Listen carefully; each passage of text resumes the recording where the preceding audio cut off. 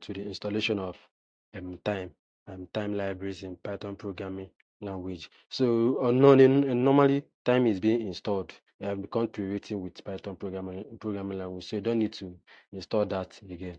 But if there's any case you don't have time on your time libraries on your computer, or when you installed Python wasn't there, make sure when you are installing Python, like I made mention, when you are installing Python, make sure to add the P part. So if you added that and you do not you don't have Python installed on your machine, what you do is go to your command prompt. Just go to this search, type CMD.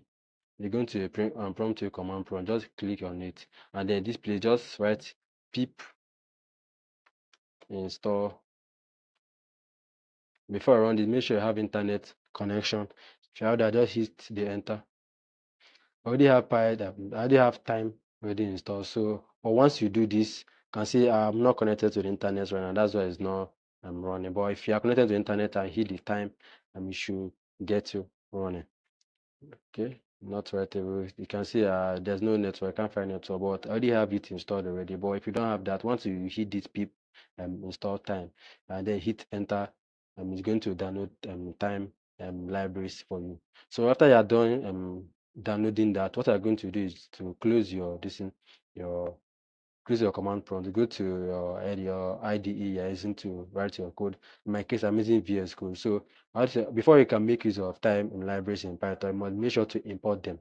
And how do you import them? Just simple import time. Just as this, import time. Since you have imported time now, now next video, so we are going to make use of time. I don't want us to rush into this time modules, time library. So now next video, we are going to start making use of time to do so a whole lot of things.